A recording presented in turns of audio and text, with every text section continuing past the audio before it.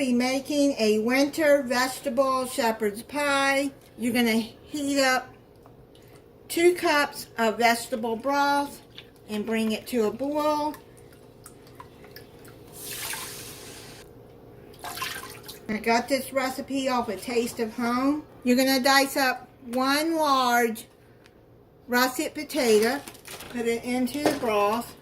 This is one that I had in my freezer already. I couldn't use all the potatoes, so when you dice up a potato and you have some more left over, just put it in the freezer. You can cook it later. And if it's clumped up like that, when it'll come loose as it cooks. Then you're going to add 1.5 cups of butternut squash. Now I got this frozen butternut squash. It's 10 ounces, so that's about 1.5 cups. Put that in there. Then you're going to put in 2 medium carrots, thinly sliced, or you can buy what I bought, the matchsticks carrots. So I'm going to add about 1 cup of that in there. Okay, so that's 1 cup. You can freeze those carrots too, which I'm going to do. I'm going to put them in a freezer bag and freeze them so I can use them at another time. Okay, see how the potatoes are coming loose because they're getting heated up.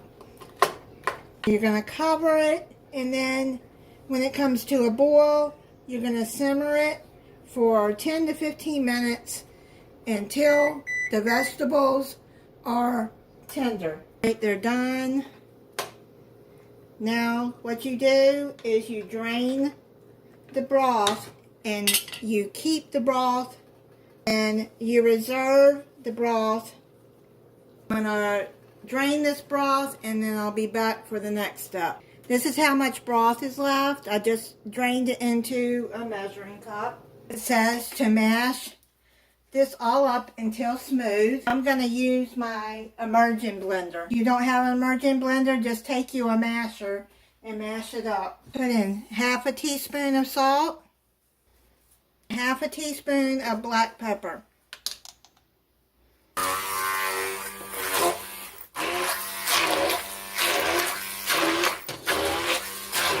I have it all mixed up and smooth. Some of the carrots will stay whole, but that's okay. This is a different kind of shepherd's pie. See how it tastes. It's the first time I've made it. I think it'll be good. I like butternut squash. If you like butternut squash, then you probably will like this. Now we're going to cook 1 pound of ground turkey. Now if you have turkey left from Thanksgiving and you want to shred it, you could do that too. This would be a good thing to use leftover turkey in. While you're doing all of this, have your oven preheating at 350 degrees. Brown up the turkey. Put in 1 cup of diced onions. Now you can do this in a Dutch oven if you have one, but I don't, so I'm using my cast iron. We're going to brown up this ground turkey and onions until the turkey is done. I'm going to put 1/2 teaspoon of salt in this too. I removed the turkey and onions from the pan and set that aside. Now you're going to put 1 tablespoon of olive oil in there. You're going to saute your mushrooms.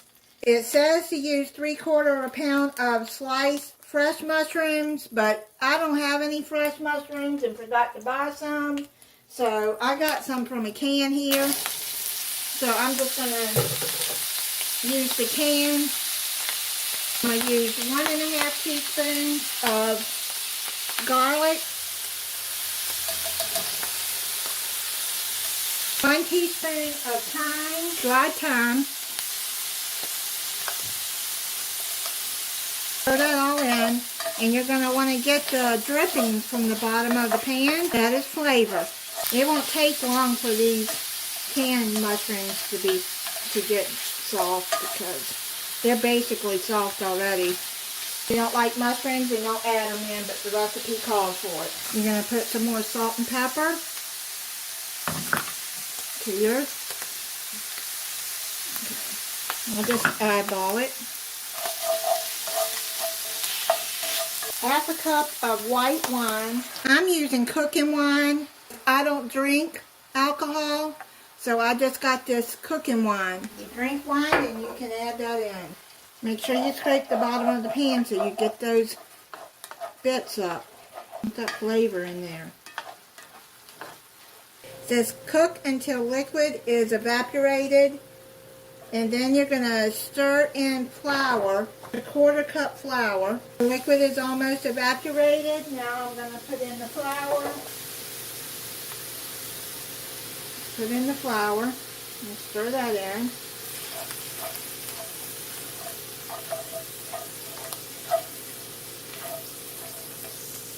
Get that stirred in there really good. You don't want to burn it, so add the remaining broth. I'm going to put a little bit at a time in there. This will get the flour off the bottom.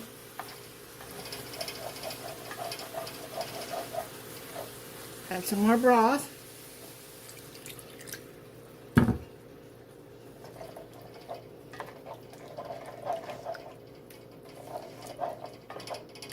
Got that flour scraped up off of there. Now add the rest of the broth. You just gradually put it in there. You're going to bring to a boil and cook and stir until thickened. This is making a gravy. Looks like it's getting thick now. You want to make sure that flour is mixed in there really good though. Looking like it's getting thick now. Now what you're going to do is you're going to stir in your cooked turkey and your onions.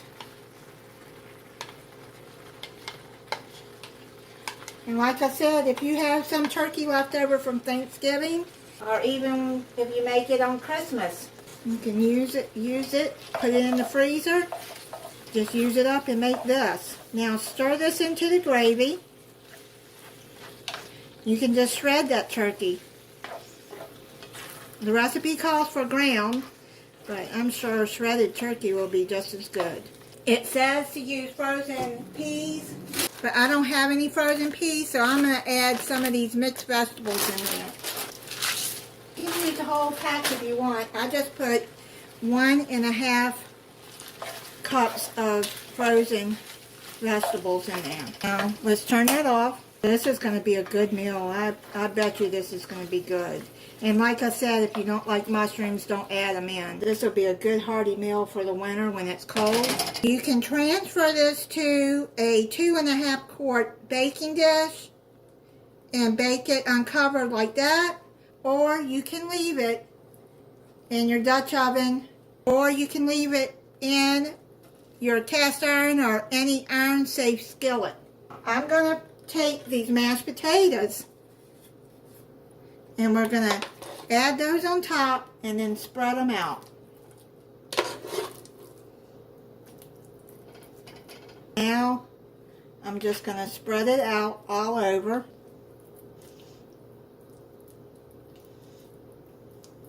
Now you're going to put it in the oven for 30 to 35 minutes until filling is bubbly. It's done. I just took it out of the oven. I'm going to let it cool off and then I'll come back and I'll try it for you. I'm going to try it for you.